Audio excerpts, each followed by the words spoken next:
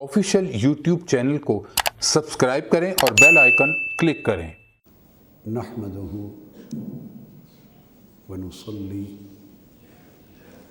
व नुसल्लिमु अला सय्यदिना व मौलाना मुहम्मदिन रसूलिहिन नबिय्यिल अमीनिल मकीनिल हनीनिल करीमिर रऊफिर रहीम। अम्मा बाद फ़अऊज़ु बिल्लाहि मिनश शैतानिर रजीम। बिस्मिल्लाहिर रहमानिर रहीम। क़ाल अल्लाहु तबारक व तआला फ़ी किताबिहिल मजीद फ़स्तक़िम कमा उमिरता। सदक़ल्लाहु मौलानल अज़ीम। व क़ाल सय्यदुना रसूलुल्लाह सल्लल्लाहु अलैहि वसल्लम क़ुल आमन्तु बिल्लाह सुम्मा इस्तक़िम औ कमा क़ाल। मोहतरम उलमाए कराम, मेहमानान गिरामी क़द्र,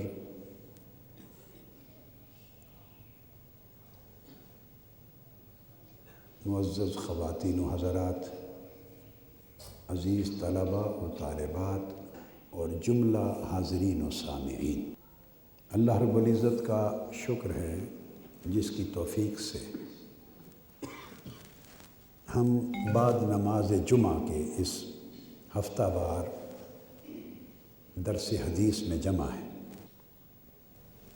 हमारा मौज़ू तसलसल के साथ इस्तिक़ामत चल रहा है।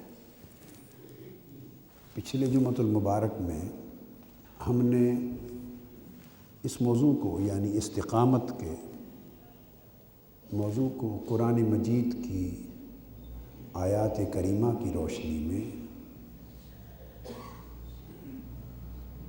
बयान किया। आज हम बिहम्दिल्लाह ताला इस पर चंद दीगर अहादीस नबवी की रोशनी में इस मौज़ू को थोड़ा और वाज़ेह करना चाहते हैं और इसके साथ खुलफ़ाए राशिदीन और आइम्मा और अकाबिर इस्लाम उनकी तसरीहात और तायीदात और उनकी आरा और उनके अक़वाल इस मौज़ू के मफ़हूम को वाज़ेह करने के लिए बयान करेंगे इंशाअल्लाह। कुरान मजीद की आया करीमा जो मैंने आज की गुफ्तगू के लिए तिलावत की, ये उस आया करीमा का एक छोटा सा हिस्सा है जिसमें अल्लाह रब्बुल इज़्ज़त ने फ़रमाया फ़स्तक़िम कमा उमिरता। ए हबीब मुकर्रम, आप इस्तिक़ामत के मुकाम पर फ़ाइज़ रहिए। आप मुकाम इस्तिक़ामत पर फ़ाइज़ रहिए या अमल इस्तिक़ामत को जारी रखिए या इस्तिक़ामत को थामे रहिए कमा उमिरता, जैसे आपको हुक्म दिया गया है। आका अलैहिस्सलातु वस्सलाम पहले ही इस्तिक़ामत पर हैं, बल्कि अहले ईमान को इस्तिक़ामत की खैरात अता करने वाले हैं और अहले ईमान की इस्तिक़ामत का ज़रिया बनने वाले हैं। कुरान मजीद में बाज़ औक़ात ऐसे हकाम आते हैं जैसे इसमें आ गया फ़स्तक़िम, तो बाज़ मुतरजमीन तर्जमा करने वाले और बाज़ मुफस्सिरीन कुरान की तफसीर करने वाले और बाज़ उलमा और मुबल्लिगीन कुरान का बयान करने वाले उसका सादा सा लफ्ज़ी तर्जमा इस अंदाज़ से कर देते हैं कि आम कारी जिसको कुरान मजीद के मारिफ़ पर और मफ़ाहीम पर और मतालिब पर پختگی حاصل نہیں ہوتی، اس کی نظر میں گہرائی نہیں ہوتی، اور مقامات کو صحیح طور پہ وہ نہیں سمجھتا، تو سادہ ترجمہ پڑھ کے اس کے ذہن میں بعض اوقات شان رسالت مآب صلی اللہ علیہ وآلہ وسلم میں اس کے ذہن میں اشکال پیدا ہو جاتے ہیں، ایسے خدشات پیدا ہو جاتے ہیں جو بعض اوقات اس کے عقیدہ رسالت کو اور شان و عظمت رسالت کے بارے میں اس کے فکر اور اس کے تصور کو متاثر کرتے ہیں، نقصان دیتے ہیں۔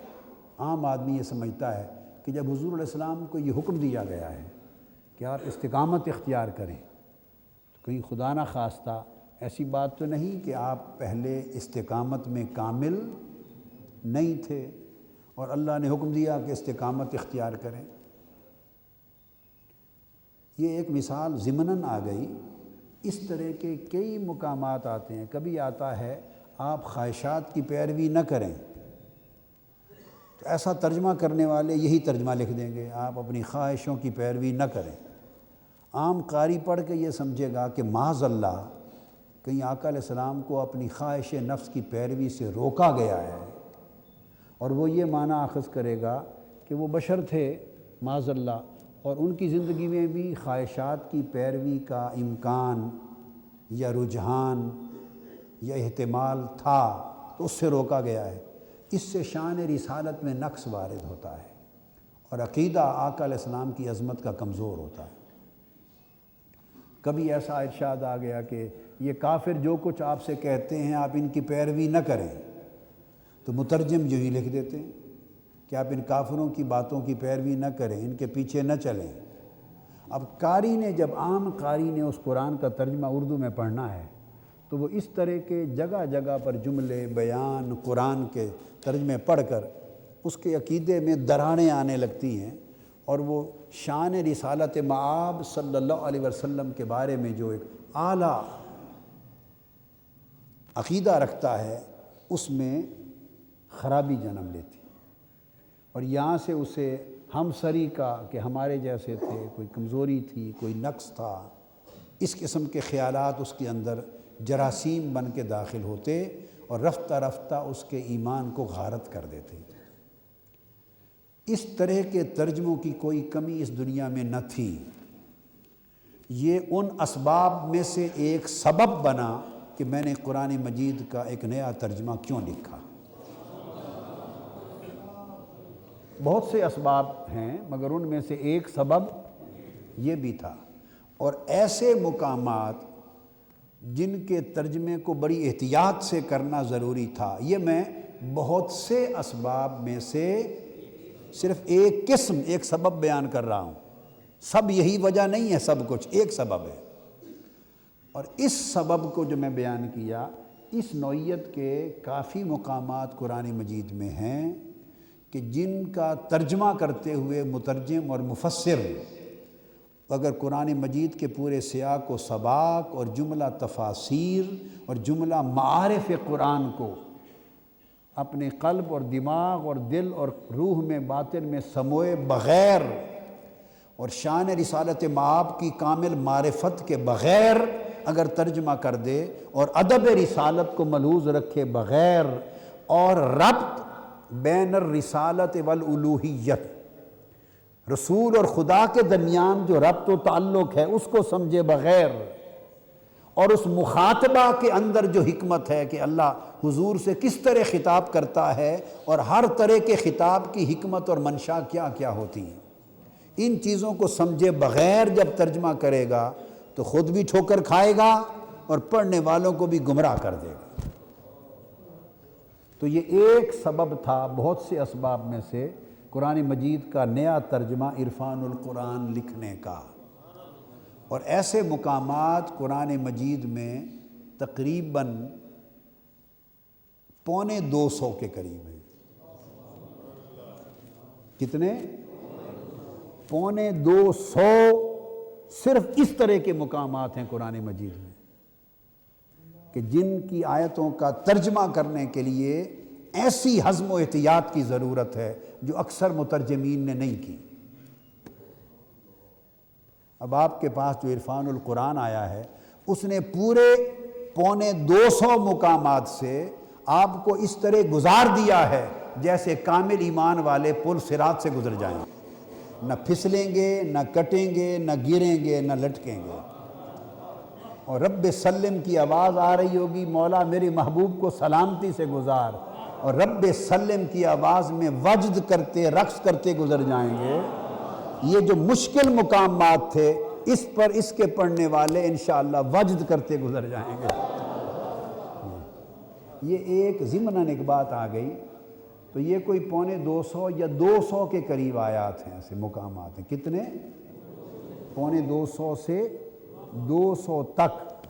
اور میں نے اب ان تمام مقامات کو اپنے ترجمہ کے دوران الگ بھی کر دیا ہے، اور تفسیر پر معرفت قرآن پر ان مقامات پر ایک الگ کتاب بھی مکمل کر رہا ہوں۔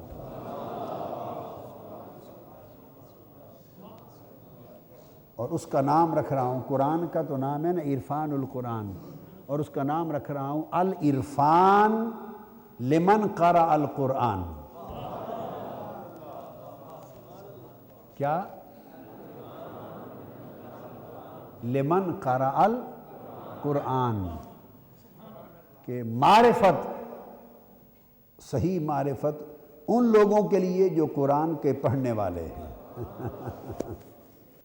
تو ارشاد فرما، اس لیے میں نے ترجمہ کیا، یہ نہیں کیا کہ آپ استقامت اختیار کیجئے جیسے حکم دیا گیا ہے، نہیں، تو میں نے ترجمہ کیا فاستقم کما امرتا، کہ آپ استقامت پر قائم رہیے۔ فرق آ گیا نا، استقامت اپنائیے اور دوسرا استقامت پر قائم رہیے، یا ثابت قدم ہو جائیے یا ثابت قدم رہیے، فرق آ گیا نا۔ تو ثابت قدم رہیے کا مطلب ہے کہ آپ پہلے سے ہی ثابت قدم ہیں، بس اس عمل کو جاری رکھیے اور کسی کی پرواہ مت کیجیے جیسے آپ کو حکم دے دیا گیا ہے۔ آپ سمجھ گئے نا؟ جیسے کہا گیا وَاصْبِرْ لِحُکْمِ رَبِّكَ، اب ترجمہ کرے گا آپ اللہ کے حکم کے لیے صبر کریں یا صبر کیجئے، تو یہ کہنا کہ آپ صبر کیجئے، آپ صبر کریں، اس کا ایک اور امپیکٹ ہے، معنوی امپیکٹ ہے مختلف۔ اور یہ کہنا وَاصْبِرْ لِحُکْمِ رَبِّكَ، رب کے حکم کی خاطر صبر پر قائم رہیے یا صبر جاری رکھیے، صبر، تو دونوں میں فرق آ گیا نا، کہ صبر جاری رکھیے کا مطلب ہے جیسے آپ ہمیشہ سے صبر پر قائم ہیں بس اسی کو جاری رکھیے۔ لِحُکْمِ رَبِّكَ فَإِنَّكَ بِأَعْيُنِنَا، لوگ تکلیف دیتے ہیں یا تانے دیتے ہیں، ان کی پرواہ نہ کریں، آپ اپنے صبر پر قائم رہیے، تو لوگوں کو نہ دیکھیے، ہمیں دیکھیے، ہم جو ہر وقت آپ کو دیکھتے رہتے ہیں، ہم جو ہر وقت آپ کو دیکھتے رہتے ہیں، وہ جو ہمارا تکنا ہے آپ کو ہر وقت، بس اس تکنے کو تکیے اور ہمیشہ صبر پہ قائم رہیے، اس تکنے پہ نگاہ رکھیے، ہم جو آپ کو تکتے رہتے ہیں۔ تو یہ قسمیں ہیں اس ترجمے میں جو آپ کبھی پڑھیں گے، اور اگر جو اہل علم ہیں جن کو ذوق ہے قرآن پڑھنے اور سمجھنے کا، وہ 8 10 یا 5 4 2 4 تراجم اور رکھ کر سامنے اور پھر ترجمہ پڑھیں اور موازنے کے ساتھ چلیں، تو ان کو دراصل عرفان القرآن کی سمجھ تب آئے گی۔ صرف پڑھ لیا عرفان القرآن تو اس کا اندازہ کئی چیزوں سے ہوگا، بہت چیزوں سے ہوگا، پھر بھی ہوگا، مگر اس کے اگر صحیح معنوں میں اس نے اس امت کو کیا دیا ہے، اور صدیوں کی قرآنی علم کی اور قرآنی ترجمہ و تفسیر کی تاریخ میں کیا اضافہ کیا ہے، کیا نیا باب کھولا ہے، اگر یہ جان نہ ہو تو بڑے بڑے چوٹی کے 2 4 ترجمے سامنے رکھ کر آدمی پڑھے، پھر سمجھ آئے گی۔ فقیرانہ آئے صدا کر چلے، میاں خوش رہو ہم دعا کر چلے۔ اسی بات کو آقا علیہ الصلوۃ والسلام نے ارشاد فرمایا۔ سفیان بن عبداللہ کو جب انہوں نے پوچھا، جو حدیث چل رہی ہے، کہ کہ یا رسول اللہ ایک ہی سبق بتا دیں، تو فرمایا پھر ایک ہی سبق تو یہ ہے کہ ایمان لاؤ اور استقامت پہ ہو جاؤ۔ ایمان اور استقامت، ایمان، قل آمنت باللہ ثم استقم، ایمان لاؤ اور استقامت سے رہو، ثابت قدم رہو، استقامت، یہ وہ حدیث۔ اب آج استقامت کے تھوڑا معنی پر بات کرتے ہیں اس حدیث پاک کی شرح میں۔ ایک بات تو میں نے پہلے عرض کر دی تھی غالباً پچھلے جمعہ کو، کہ استقامت میں جو سین ہے یہ سین طلب ہے، سین سوال ہے۔ سوال میں سین ہوتی ہے نا جو، یہ سین سوال ہے، یعنی اس میں اللہ تبارک و تعالیٰ نے تعلیم دی ہے کہ آپ اللہ سے ثابت قدم رہنا مانگیں۔ ثابت قدمی مانگنا، اس کو استقامت کہتے ہیں۔ اور اس میں ایک بڑا لطیف صوفیانہ اور عارفانہ نکتہ ہے، اور یہ نکتے صوفیوں، عاشقوں اور عارفوں کے ساتھ ہوتے ہیں، کے پاس ہوتے ہیں۔ بالعموم عالموں کے پاس، عالموں کا عالم اور ہوتا ہے، اور صوفیوں عاشقوں کا عالم اور، دونوں کی دنیائیں مخت ہیں، پرواز ہے دونوں کی اسی ایک فضا میں، پرواز ہے دونوں کی اسی ایک فضا میں، پر کرگس کا جہاں اور ہے، شاہی کا جہاں اور۔ تو وہ کیا ہے جو بات آپ بتا رہا ہوں، یہ تفسیر میں، شرح میں، کتابوں میں یا یہاں بھی کہیں ڈسکس نہیں ہوئی، کہیں ڈسکس نہیں ہوئی، میری نظر سے کہیں نہیں گزری پوری زندگی میں باہر صورت، کسی نے کی ہو اور میری نظر میں نہ گزری ہو تو جدا بات ہے۔ ایک بات جو توجہ طلب جو بتا رہا ہوں کہ جو نظر سے نہیں گزری، جو نظر سے نہیں گزری، یہ جو استقامت ہے جس میں سوال ہے کہ اللہ سے قائم رہنے اور ثابت قدم رہنے کا سوال کریں، اس استقامت کی ترکیب کے اس میں مانگنا ہے، سوال کرنا ہے، اس میں راز استقامت ہے، اس میں راز استقامت ہے۔ اگر استقامت میں سوال نہ ہو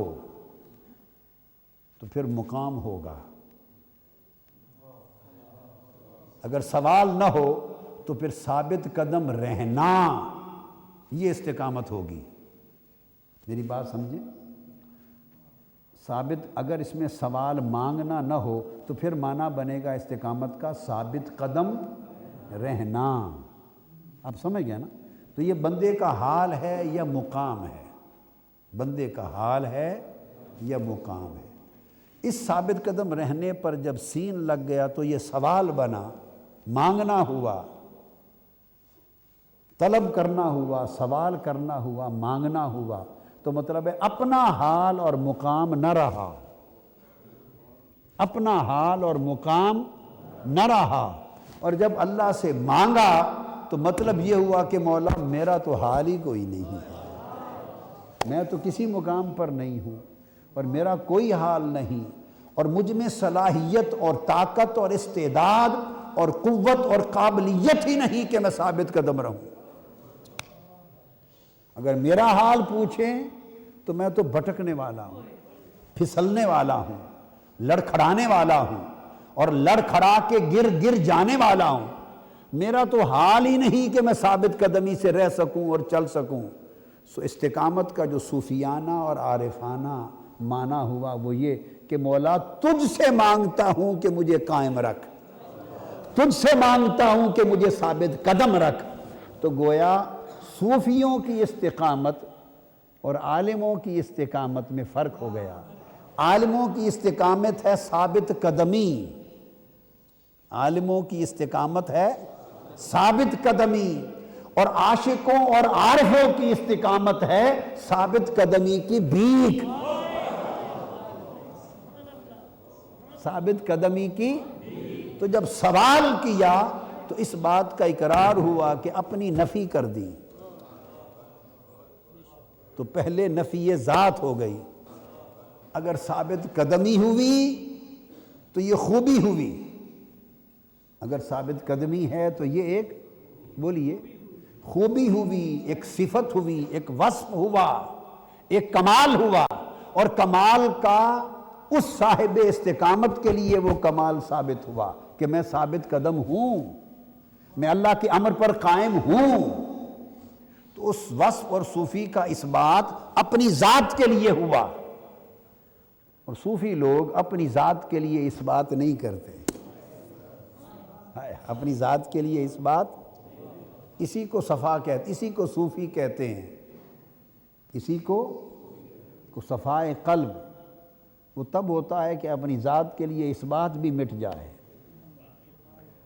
تو عارفانہ معنی یہ ہوا کہ میں ثابت قدم نہیں ہوں، اس قابل بھی نہیں ہوں کہ مولا تیرے امر پر قائم رہوں، ثابت قدم رہوں، تیرے امر پر قائم رہوں، دائم رہوں، اس قابل نہیں. اس لیے کہ مجھ میں نہ صلاحیت ہے، نہ طاقت ہے، نہ استعداد ہے، نہ میری طبیعت کا رجحان ہے. نفس مجھ پر غالب ہے، شہوت مجھ پر غالب ہے، معصیت گناہ مجھ پر غالب ہے. میں ڈوبا جا رہا ہوں، پھسلا جا رہا ہوں، لڑکتا جا رہا ہوں، گرتا جا رہا ہوں. مولا میں کچھ نہیں ہوں، اور اب یوں کر کہ مجھے بھیک دے دے کہ میں ثابت قدم رہوں. تو گویا جب عارفوں کی استقامت ہے تو اس میں اپنی ہر صفت کی نفی اور مولا کی خیرات، مولا کی بھیک، مولا کی بھیک. تو لوگوں جو زندگی اس کی بھیک سے گزارتا ہے وہ کبھی لڑکھڑاتا نہیں ہے. یہ بات ہے. جس کی زندگی کا مدار مولا کی بھیک پر ہے، رب کی خیرات پر ہے، اللہ کی عطا پر ہے، اللہ کے کرم پر ہے، اللہ کے جود پر ہے، اللہ کی سخا پر ہے، جو خدا کا منگتا ہے، خدا کا سوالی ہے، خدا کے در کا بھکاری ہے، جس کا دامن سوال ہمہ وقت اپنے رب کے سامنے کھلا ہے، اور قدم قدم پر اس کا بھکاری، اس کا محتاج ہے. اس کو نہ کوئی لڑکھڑا سکتا ہے نہ گرا سکتا ہے، کہ وہ زندہ بھی اس کی بھیک سے ہے، وہ کھڑا بھی اس کی عطا سے ہے، وہ چلتا بھی اس کے کرم سے ہے. اس کی نگاہ خود پر نہیں خدا پر ہے. اس کی نگاہ خود پر نہیں خدا پر ہے. اس کی نگاہ اپنی ذات پر نہیں ذات حق پر ہے، اپنی صلاحیت پر نہیں اس کی قدرت پر ہے، اپنی استعداد پر نہیں اس کے کرم پر ہے. وہ اپنی ذات سے ہر امکان کی نفی کر دیتا ہے، نفی کر دیتا ہے. تو گویا خود استقامت میں اس بات کا درس ہے. معنی استقامت میں یہ میں نے تفسیر کی صرف استقامت میں سین سوال کی. ھذا تفسیر سین السوال فی الاستقامہ، شرح سین السوال فی لفظ الاستقامہ. لماذا ورد حرف السین فی الاستقامہ وهذا الفرق بین الاقامہ والاستقامہ والفرق بین القیام والاستقامہ. هناك اثبات الاقامہ لذاتہ وفی الاستقامہ اذا مبنی علی السوال الی اللہ وهذا مبنی علی النفی من کل الصفات بذاتہ. یہی فرق ہے مغفرت اور استغفار. مغفرت ہے بخشش، اور استغفار ہے بخشش مانگنا. اس آ گیا نا، استغفار مغفرت مانگنا. آپ سمجھے، مغفرت مانگی تو استغفار بن گئی، استغفار ہو گیا کہ میں بخشا ہوا نہیں ہوں، بخشش کے لائق نہیں ہوں، تو مجھے بخش دے، تو مجھے بخش دے. اور یہ فرق ہے فہم اور استفہام میں. استفہام میں سین ہے سوال کا. استفہام کا معنی ہے مجھے فہم دے، مجھے سمجھ دے، تو مجھے سمجھا. میں سمجھا ہوا نہیں ہوں، میں سمجھا نہیں ہوں، تو مجھے سمجھا. مجھے فہم نہیں ہے، تو مجھے فہم دے. تو جب مانگا جائے تو اس میں باب استفعال ہو جاتا ہے، سین لگتی ہے. مانگا جائے. اب آپ کو سمجھ آ رہی ہے نا بات؟ تو استفہام ہو جاتا ہے۔ اسی طرح کمال سے استکمال، میں کامل نہیں ہوں تو مجھے کامل کر، کامل نہیں ہوں تو مجھے کامل کر، یہ استکمال جب لگا تو اس سے کامل بننا مانگا، میں کامل نہیں تو مجھے کامل کر۔ یہ میں نے آپ کو مثالیں دے دی، اب آپ کی بیسک علمی نکتہ ہے، سمجھ میں آ گیا کہ نہیں ہیں؟ استحکام کیا؟ تو مجھے مضبوط کر، یعنی مضبوطی مانگنا، مضبوطی طلب کرنا، مضبوطی طلب کرنا، وہ طریقے جن سے مضبوطی ہو جائے ان کو اختیار کرنا، مانگنا تو طلب ہے، سوال ہے۔ اسی طرح اس کی استفسار، فسر سے، یعنی مجھے شرع میں تفصیل نہیں جانتا، استفسار کہتے ہیں سوال کرنے کو، پوچھنا کہ تو مجھے بتا، تو مجھے بتا۔ علم ہے پھر استعلام، تو مجھے انفارمیشن دے، تو مجھے علم دے، تو مجھے بتا، میں نہیں جانتا۔ اب آپ کو سمجھ آ گئی تمام الفاظ میں یہ جو اس لگا، اس کا معنی یہ ہے، سین بنی نا، سین الف حمزہ کے ساتھ، تو اس کا معنی یہ ہے کہ میرے پاس نہیں تو دے، میں مانگتا ہوں۔ اب بنا استقامہ، مولا تو مجھے قائم کر، تو مجھے قائم کر، میں لڑکھڑا رہا ہوں، تو مجھے سنبھال لے۔ آ میرے ہمدم مجھے اب تھام لے، آ میرے ہمدم مجھے، یہ 1968 کے بعد یہ شعر مجھے آج یاد آیا ہے۔ 1968 68 میں، کس سن میں؟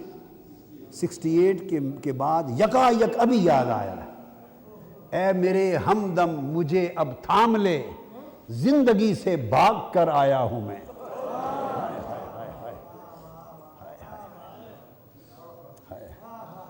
اے میرے ہمدم مجھے اب تھام لے، زندگی سے بھاگ کر آیا ہوں میں۔ تو یہ تھام لینے کی جو درخواست ہے، جو تھام لینے کی درخواست ہے، مجھے اب تھام لے، اس تھام لے کو استقامت کہتے ہیں، مجھے اب تھام لے، یہ استقامت ہے۔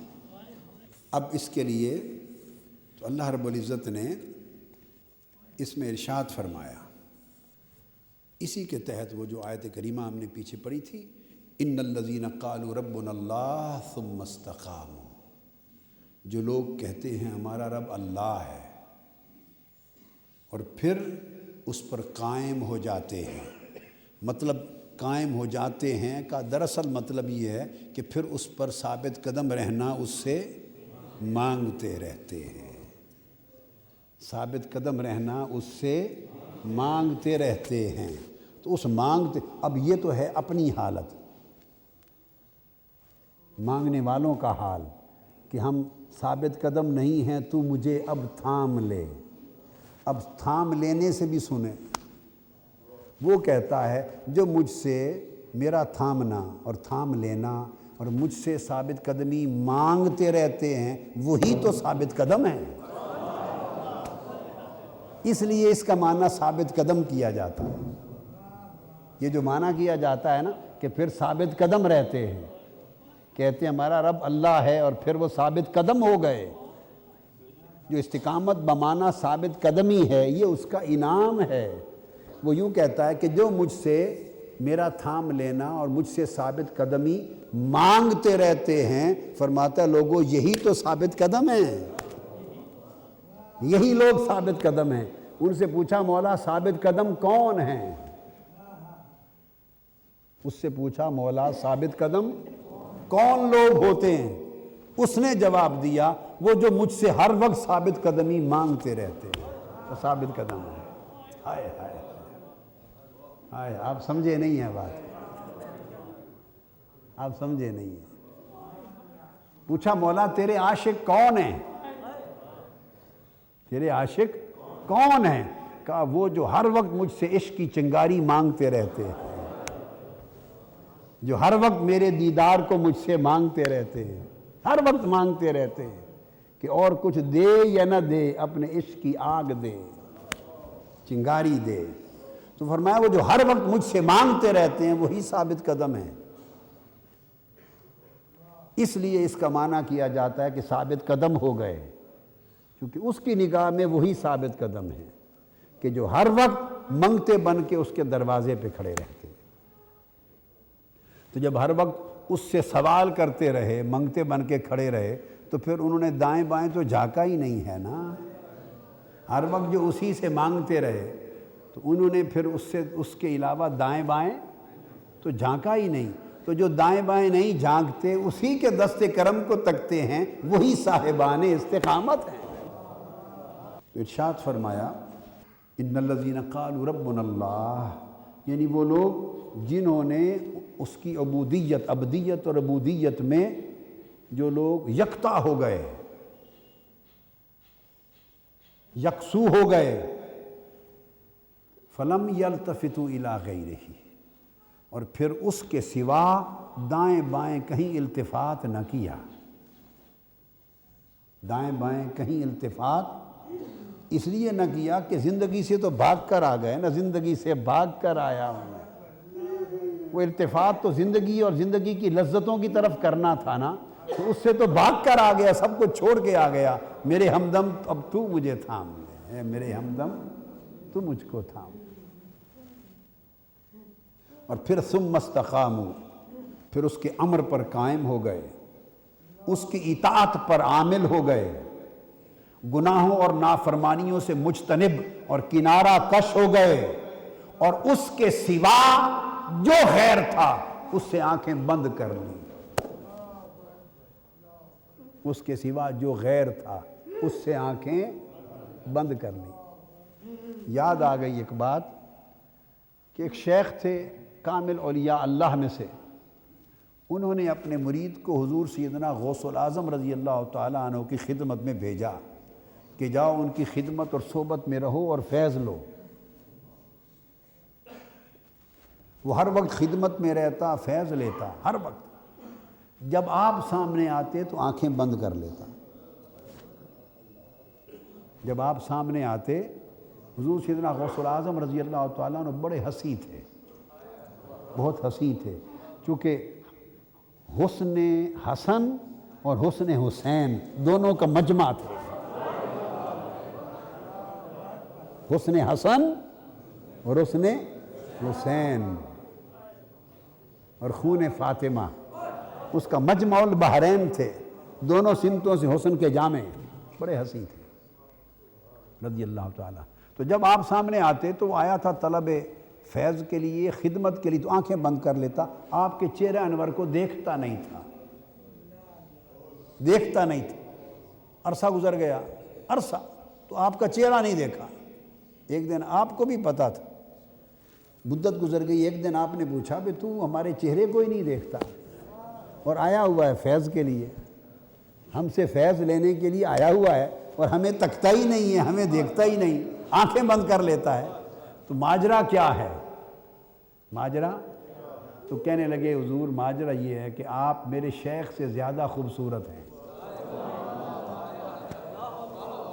بس آپ پا گئے ساری بات کو، آپ میرے شیخ سے، آپ کا چہرہ میرے شیخ سے بہت زیادہ حسین تر ہے، تو تکتا اس لیے نہیں ہوں کہ کہیں ان کی جگہ آپ کا چہرہ گھر نہ کر جائے۔ اس کو توحید مطلب کہتے ہیں۔ اسے کیا کہتے ہیں؟ توحید مطلب۔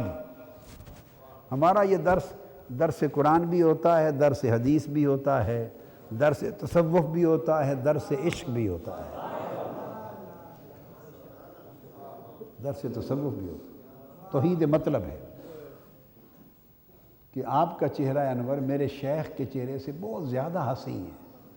آنکھیں اس لیے بند کر لیتا ہوں کہ کہیں آپ کی صورت لبھا گئی تو دل میں کہیں آپ کا چہرہ اور آپ کی شکل وہ نہ گھر کر جائے اور میرے شیخ کا نکل نہ جائے چہرہ، تو میں اس نسبت کو جنہوں نے آپ کی طرف بھیجا ہے اس کو قائم رکھنے کے لیے پھر آنکھ سے تکتا نہیں ہوں۔ آپ نے سینے سے لگایا، کہا یہ توحید میں کامل ہو گیا ہے، یکسوئی میں کامل ہو گیا ہے، اس کو استقامت کہتے ہیں۔ لا یلتفت الی غیرہ، جہاں جڑ گیا پھر مڑ کے نہیں دیکھنا دائیں، جب جڑ گیا پھر مڑ کے۔ وہ میاں محمد نے یہی بات تو کہی ہے کہ سونے بھاویں ملن ہزاراں اساں نہیں یار بنانا، سونے بھاویں ملن ہزاراں اساں نہیں یار بنانا۔ تو سونے کی میں نویں نویں نہ یار بنائیے وانگ کمینیاں لوکاں، نویں نویں نہ یار بنائیے وانگ کمینیاں لوکاں۔ بس جس جوک سے جڑ گئے پھر وہیں کے ہو کے رہ گئے، یہ استقامت کا سبق ہے۔ تو پھر آپ نے سینے سے لگا کے فیضیاب کر کے بھیج دیا۔ حضرت شیخ صنعان اولیاء کاملین میں سے تھے، انہوں نے ایک روز انکار کر دیا حضور سیدنا غوث العظم رضی اللہ تعالیٰ عنہ کی اس کرامت کا کہ قدمی ہاذہی علی رقبۃ کل ولی اللہ، کہ میرا قدم ہر ولی کی گردن پر ہے۔ وہ صاحب کرامت تھا، صاحب مقام تھا، وہ ولی اللہ۔ اس نے کیا کہ میرا اتنا بلند مقام ہے تو کیا میری گردن پر بھی ان کا قدم ہے؟ یہ نہیں ہو سکتا، انکار کر دیا۔ تو سیدنا غوث العظم رضی اللہ تعالیٰ عنہ ملحق الاصاغر بالاکابر تھے، چھوٹوں کو بڑا بنا دینے والے تھے، اور سلاب الاحوال بھی تھے کہ جو اس کے اہل نہ رہتا اس کے احوال سلب بھی کر لیتے۔ آپ متصرف تھے اور متمکن تھے، مقام تمکین کے کن کے مالک تھے۔ تو وہ جو جب یہ مقام آپ کی ولایت کا کرامت کا انکار کیا تو ان کے احوال سلب ہو گئے، شیخ صنعان کے احوال سلب ہو گئے، ولایت سلب ہو گئی، چھن گئی۔ جب چھن گئی تو پھر وہ کسی عیسائی مسیحی لڑکی پر عاشق ہو گئے جنگل میں، اور اس کے پیچھے مارا مارا پھرتا۔ وہ عشق کی سمت بدل گئی نا پھر کہ اب اس سے شادی کرنی۔ پھر بالآخر جب والدین تک جا پہنچا تو انہوں نے کہا کہ یہ خنزیر کھا لو اور شراب پی لو تو تمہاری شادی کر دیتے ہیں۔ جب وہ ہٹ گیا، اس کے احوال سلب ہو گئے، تو اس کا مرید دوڑا، ایک مرید خالص صاحب استقامت تھا، صاحب اخلاص و استقامت، دوڑا حضور سیدنا غوث العظم کی بارگاہ میں۔ وہ سمجھ گیا کہ یہ جو تباہ حال ہو گیا ہے میرا شیخ، وہ حضور غوث العظم رضی اللہ تعالیٰ عنہ کی کرامت کا انکار کرنے اور ان کے مقام کے انکار کی وجہ سے معروم ہو گیا۔ اس لیے کہ ایک زمانہ ہوتا ہے، ہر زمانے میں وہ زمانہ خواہ سالوں کا ہو، خواہ صدی کا ہو، خواہ صدیوں پر محیط ہو، خواہ ایک زمانہ ہو، خواہ کئی زمانوں پر ایک زمانہ چلے، 100 سال چلے، خواہ کئی 100 سال پر محیط ہو، تو کسی ایک کو کسی علاقے میں یا دنیا میں اللہ تعالیٰ لوگوں کو احوال اور معارف اور رشد اور ہدایت اور ترقی احوال کا ایک کو وسیلہ بنایا جاتا ہے۔ تو جس کو جو کچھ ملتا ہے پھر اس ایک کے وسیلے سے تقسیم ہوتا ہے۔ یہ انما انا قاسم واللہ یؤتی، حضور کے اس فیض کا، نعمت کا فیض امت میں ہر دور میں کسی کسی کو ملتا ہے، ہر دور میں حضور کے اس فیض کا کوئی قاسم ہوتا ہے، اس فیض مصطفیٰ کا کوئی قاسم ہوتا ہے، اور وہ بمرتبہ وسیلہ ہوتا ہے۔ اب اس کا ایریا کتنا ہے، رقبہ کتنا ہے، زمانہ کتنا ہے، دائرہ کیا ہے، کس میدان میں فیض تقسیم ہوگا، آپ سمجھ گئے نا۔ یہ شعبے الگ الگ کم و بیش ہوتے ہیں، مگر اللہ تعالیٰ اپنی ان نعمتوں کی تقسیم کے لیے انما انا قاسم واللہ یؤتی کے تحت امت میں ہر دور میں حضور کی قاسمیت کے نمائندے مقرر کرتا ہے، اور وہ پھر ان کے وسیلے سے تقسیم ہوتے ہیں۔ مدارج، رشد، ہدایت، نعمت، کرامت، ولایت، درجات ان کے ذریعے وسیلے سے تقسیم ہوتے ہیں۔ تو پھر جو اس وسیلے کا، جس کا ان کو وسیلہ بنایا گیا ہے، جس کا ان سب کے لیے، جب اس کا انکار کرتا ہے تو پھر نعمت کٹ جاتی ہے۔ جو وسیلے کا انکار کرتا ہے، جس ذریعے سے مل رہا ہے، تو نعمت کٹ جاتی ہے۔ اسی طرح کہ کوئی کسی سیڑھی پر چڑھ کر چھت پہ جا رہا ہو اور سیڑھی کا انکار کر دے تو سیڑھی کھینچ لیں تو بے شک 11 سیڑھیاں اوپر جا نہ چکا ہو تو وہیں سے دھڑام گر جاتا ہے۔ سیڑھی کی حاجت تب ختم ہوتی ہے جب چھت پر چڑھ جاتا ہے۔ سیڑھی کی حاجت تب ختم ہوتی ہے جب چھت پر چڑھ جاتا ہے، اور جب چھت پر چڑھ جائے تو وہ صاحب مقام متمکن ہے،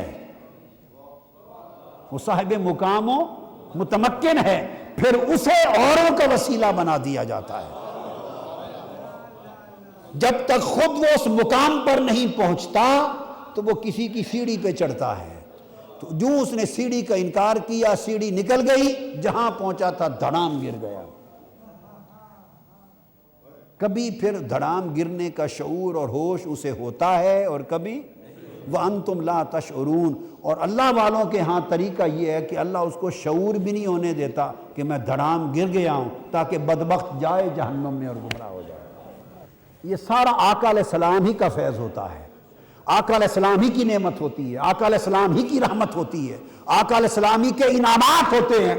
وہ تو ڈیپو ہیں تقسیم کرنے والے، راشن ایک جگہ سے آتا ہے، بٹتا علاقوں میں مختلف ڈیپوؤں کے ذریعے ہے۔ ڈیپوؤں کا اپنا راشن نہیں ہوتا۔ یہ ڈیپو بیچارے کیا ہیں، ایسے بانٹنے والے ہوتے ہیں، اس لیے ڈیپو کہتے ہیں کہ ہم کچھ نہیں ہیں، ہم چونکہ ان کے پاس تو راشن ہی نہیں ہے، اگر پچھلے نہ بھیجیں تو ڈیپو کیا کرے گا؟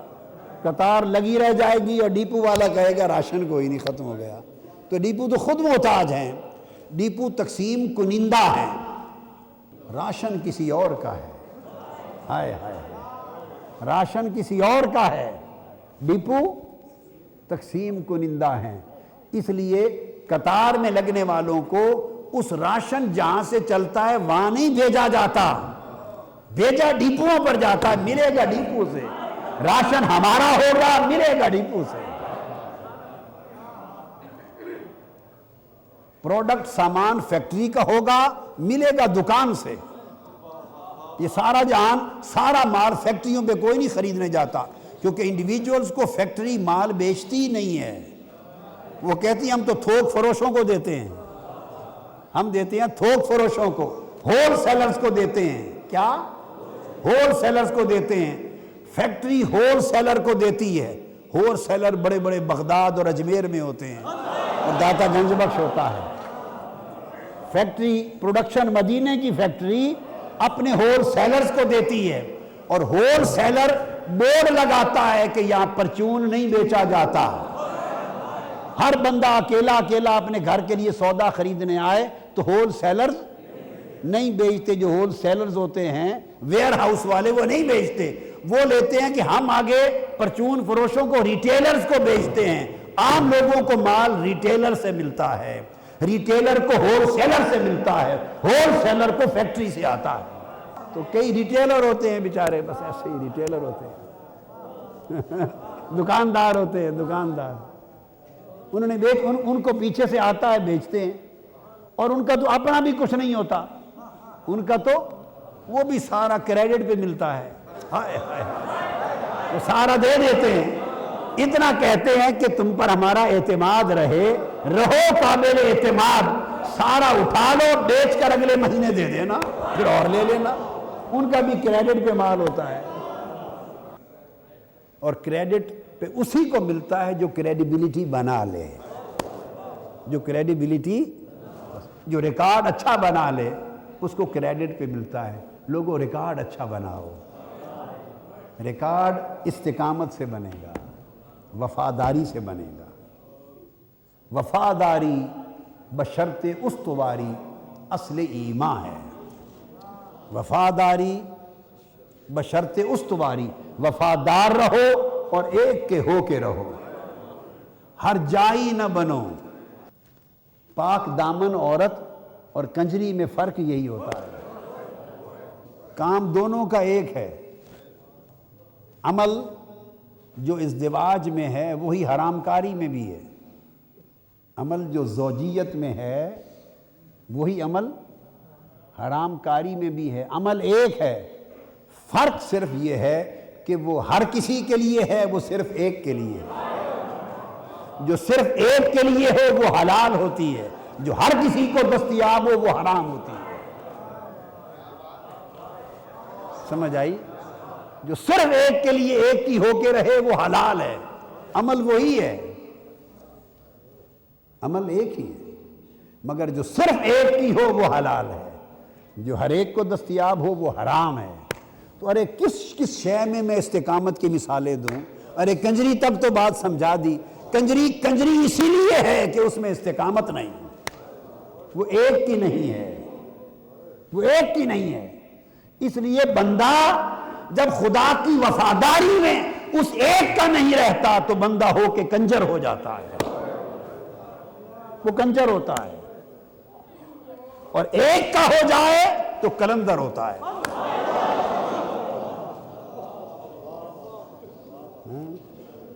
وفاداری بانٹ رکھے، ادھر بھی دھیان، ادھر بھی لالچ، اس کی بھی چاہت، اس کی بھی طلب، ہر جگہ ہاتھ مارے تو کنجر ہے، اور اگر ہر طرف سے ہاتھ توڑ دے اور ایک ہی در کا ہو جائے تو کلندر ہے۔ بس ایک فرق ہے کنجر سے کلندر میں، دم عارف نسیم صبح دم ہے، دم عارف، ہائے ہائے، کسی مرد عارف کا دم یعنی اس کا وجود، دم یہ نہیں پھونک نہیں، نا ہائے ہائے ہائے، دم عارف کسی زمانے میں کسی عارف کا ہونا، دم عارف کسی عارف کا موجود ہونا، کسی دور میں کسی عارف کا موجود ہونا، دم عارف، کسی زمانے میں کوئی عارف ہو صحیح ہو، نسیم صبح دم ہے تو صبح کی باد نسیم ہے اس کا وجود، اس سے باد نسیم پھوٹتی رہتی ہے، مرضی کسی کے مشام، کسی کے سوراخ بند ہوں تو وہ کیف نہ لے، اور کوئی لے رہا ہو تو تازگی مل جائے۔ عارف کا وجود کسی زمانے میں نسیم صبح دم ہے، صبح کی باد نسیم ہے، اسی سے ریشہ معنی میں نم ہے۔ اور یہ جو معنی ہے حقیقت زندگی، معنی سے مراد، اور جو حقیقت زندگی ہے اسی کے وجود سے اور اسی کے سانس سے زندگی کی حقیقت میں تازگی ہے اور نمی ہے، نمی تازگی حیات، اسی سے زندگی کی حقیقت میں تازگی ہے۔ اگر کوئی شعیب آئے میسر، اگر کوئی شعیب علیہ السلام، شعیب پھر عارف، اگر کوئی شعیب تربیت دینے کے لیے میسر آ جائے، کوئی شعیب تربیت کے لیے میسر آ جائے تو شبانی سے کلیمی 2 قدم ہے، بکریاں چرانے سے طور پر کلیم اللہ بن جانا صرف 2 قدم کا فاصلہ ہے۔ بکریاں چرانے سے لے کر رب آرینی کہنے تک چلا جانا، کلیم اللہ ہو جانا، کہاں بکریاں بیابانوں صحراؤں میں بکریوں کا چرانا، اور کہاں طور کی چوٹی پہ کھڑا ہو کر اسے رب آرینی کہنا۔ فرمایا یہ جو فاصلہ 2 قدم ہے، ہم ان 2 قدموں کے لیے بھی تیار نہیں ہیں۔ یہ استقامت ہے، اور یہ استقامت جو شبانی اور کلیمی کا اور شعیب کہا، اس میں بھی استقامت ہے، اس میں بھی کیسی استقامت؟ ایک بڑی عجیب مثال ہے لطیف قرآن مجید میں، یہ شبانی و کلیمی کی استقامت کی مثال ہے، حیرت انگیز استقامت۔ مدائن میں پہنچے ہیں موسیٰ علیہ السلام، کہاں پہنچے ہیں؟ مدائن میں، کنواں ہے اور وہاں لوگ اپنے جانوروں کو پانی پلا رہے ہیں۔ وہ کنواں میں نے دیکھا ہے، وہ دیکھا ہے، تو پانی پلا رہے ہیں، اور موسیٰ علیہ السلام قریب ایک درخت کے سائے تلے بیٹھے دیکھ رہے ہیں، ایک سائیڈ پر کھڑے دیکھ رہے ہیں، 2 بچیاں کھڑی ہیں درخت کے سائے میں فاصلے پر، ان کے پاس بھی جانور ہیں، بکریاں ہیں۔ وہ دیر سے کھڑی ہیں، پانی پلانا چاہتی ہیں، مگر لوگوں کی قطار ختم نہیں ہوتی۔ آپ بڑھ کے پوچھتے ہیں بیٹیوں سے، ان بیبیوں سے کہ آپ کیوں نہیں پلاتی؟ انہوں نے کہا یہ مرد لوگ ہیں، جب یہ سارے پلا کے کنواں چھوڑ کے چلے جائیں گے تو تب ہمیں باری آئے گی۔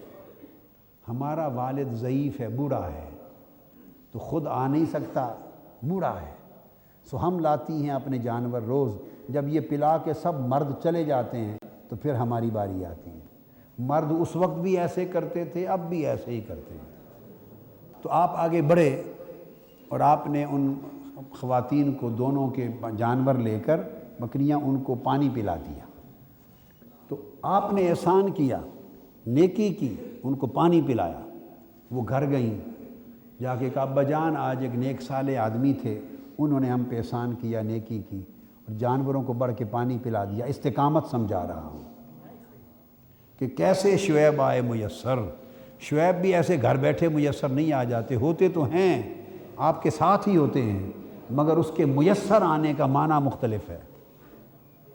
سوسائٹی میں ہوتے ہیں، کوئی دور شعیبان وقت سے خالی نہیں ہوتا، کوئی دور شعیب وقت سے خالی نہیں ہوتا، مگر کلیم بننے والے نہیں ہیں، کلیمی چاہنے والے نہیں ہیں۔ تو انہوں نے کہا کہ انہوں نے احسان کیا، بھلائی کی ہے، آپ ان کو نیکی کا اجرت دے دیں، مزدوری دیں۔ اب بکریوں کو پانی پلانے کی مزدوری دے رہے ہیں۔ آپ کو بلایا، گھر پہنچے سیدنا شعیب علیہ السلام کے، فرمایا آپ نے ایک نیکی کی ہے، میں آپ کو اس کی مزدوری اجرت دینا چاہتا ہوں۔ جی ٹھیک ہے، قبول ہے، کیا اجرت دینا چاہتا ہوں؟ میں ان دو بیٹیوں میں سے ایک بیٹی کا نکاح آپ سے اجرت میں نکاح کرنا چاہتا ہوں۔ وہ چہرہ دیکھا نہ سمجھ گئے کہ یہ کلیم ہونے والا ہے۔ وہ پتہ تھا میں تو شعیب ہوں ہی، میں تو شعیب ہوں ہی۔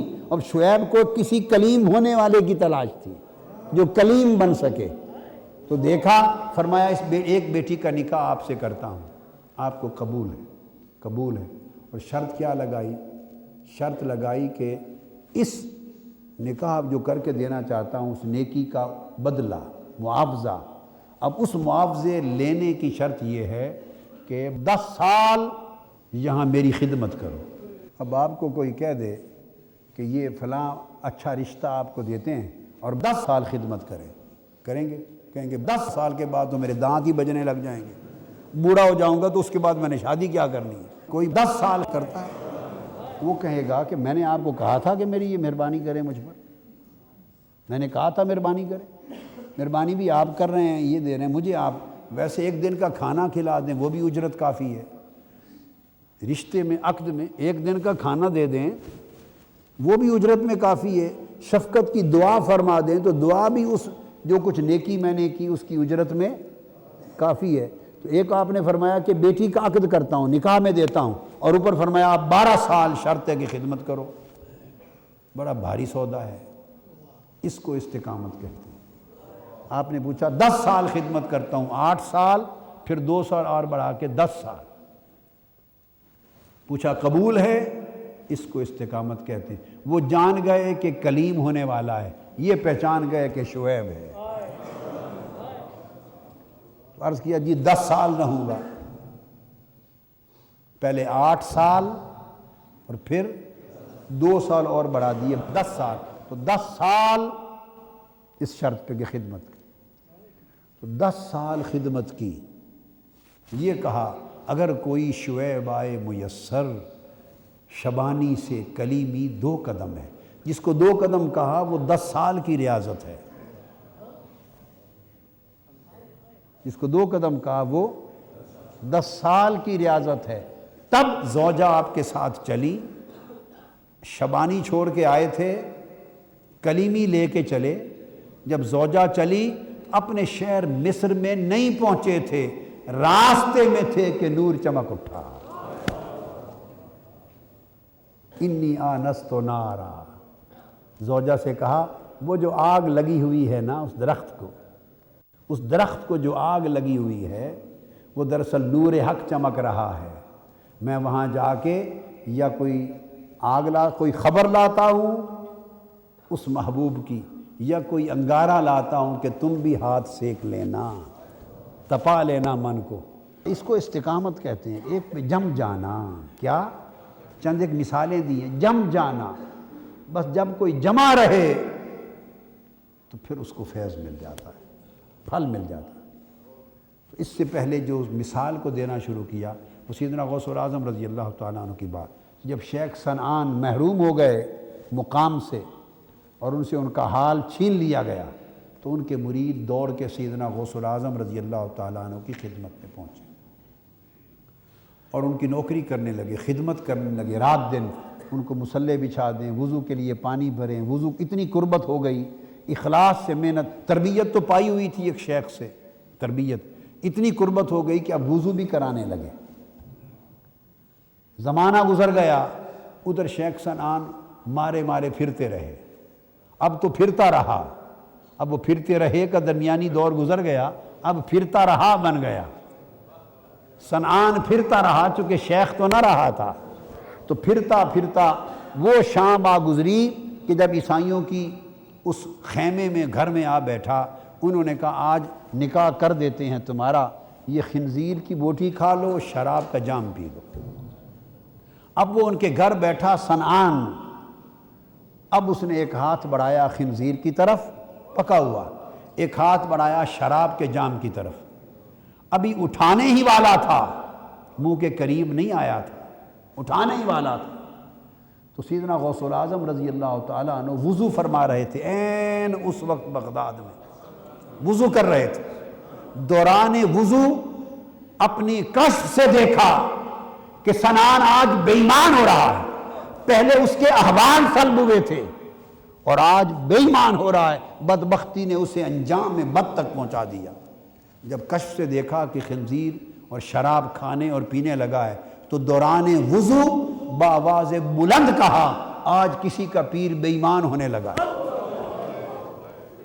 آج کسی کا پیر بے ایمان ہونے لگا ہے۔ اس مرید کے ہاتھ میں پانی تھا، قدموں پہ گر پڑا، آقا آقا میں آپ کی نوکری اپنے پیر کو بچانے کے لیے کر رہا تھا، میرے شیخ کو بچا لیں۔ اس کو استقامت کہتے ہیں۔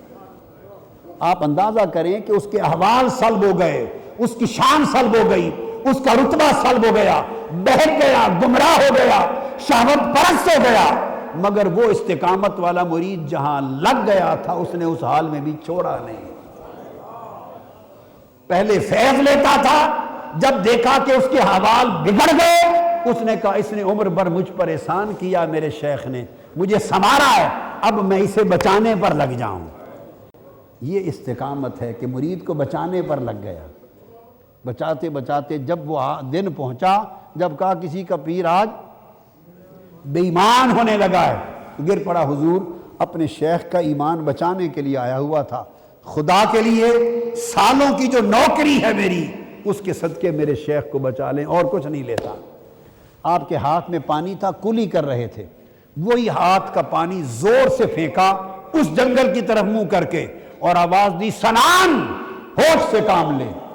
یہ پانی کے چھینٹے صنعان کے منہ پہ جا لگے، اس کی آنکھ کھل گئی، اس نے خنزیر اور شراب کا جام پھینک دیا، وہیں سجدہ ریز ہوا، توبہ کی اور دوڑ کے بغداد آ کے معافی لی اور اپنے حال کو دوبارہ پا لیا۔ اس مرید کی استقامت کا دیکھیں کہ اس حال میں بھی اس نے وہ چھوڑا نہیں، استقامت پہ رہا۔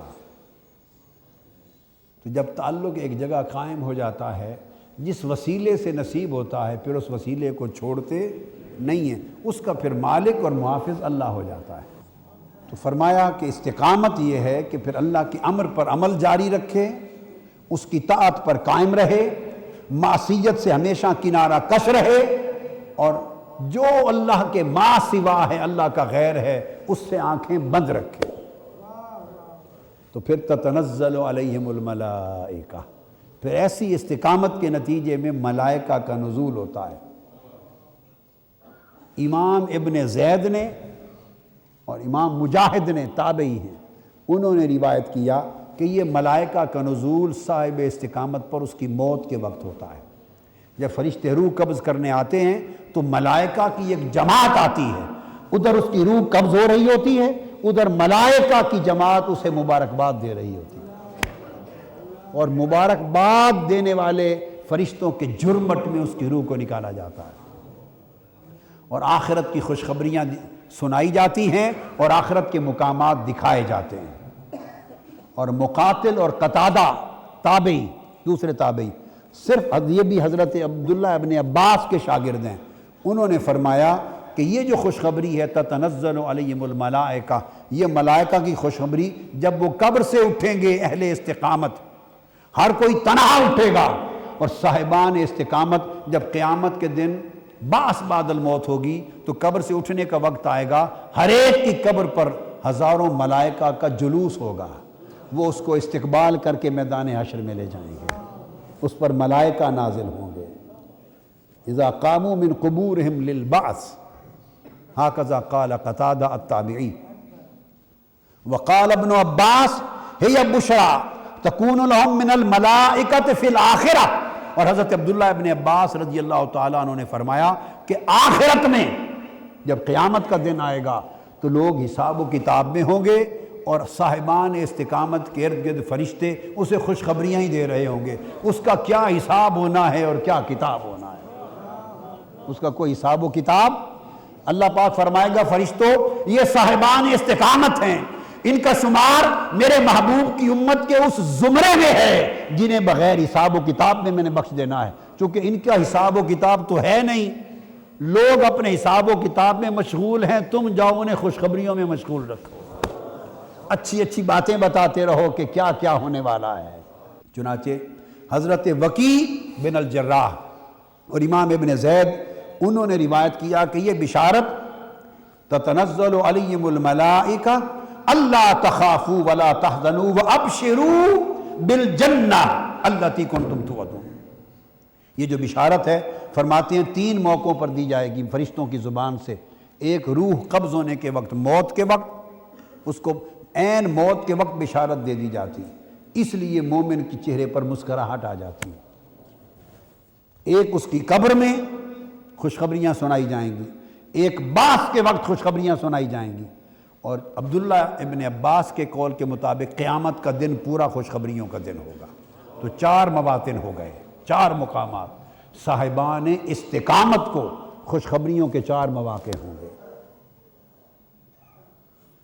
اور حضرت عطا بن ابی رباح وہ روایت کرتے ہیں کہ انہیں یہ خوشخبری سنائی جاتی ہے کہ اے صاحبان استقامت تم اپنے اعمال کے رد ہو جانے کا خوف نہ کرو، خدا کے ہاں تمہارے اعمال قبول ہیں، خدا کے ہاں تمہارے اعمال اس کا خوف نہ کرو مقبول ہیں، اور اپنے گناہوں، لغزشوں اور خطاؤں کا غم نہ کرو، خدا کے ہاں وہ مغفور ہیں۔ کوئی لغزشیں، خطائیں اور گناہ ہو گئے تو تم چونکہ صاحبان استقامت ہو لہٰذا وہ اللہ کے ہاں سے بخشے گئے، اور جو نیکیاں کی تم چونکہ صاحبان استقامت ہو اللہ کے ہاں وہ مقبول ہو گئے، تو نہ انہیں نیکیوں کے رد ہونے کا خوف ہے اور نہ گناہوں پر سزا ہونے کا غم ہے۔